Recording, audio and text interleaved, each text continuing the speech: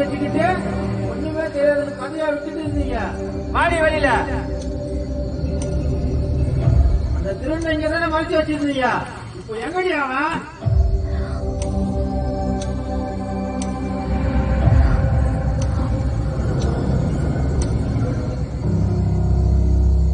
உங்களுக்கு என்னதான் வேணும்?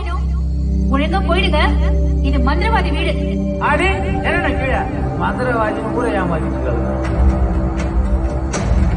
எப்படி சொன்னா புரியாது. ஏய் நான் வெளியே வந்து கொட்டா கூட போறேன். அங்க வரட்டுமா?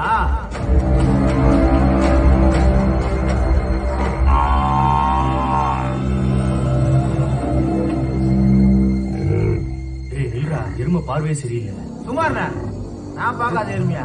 வாட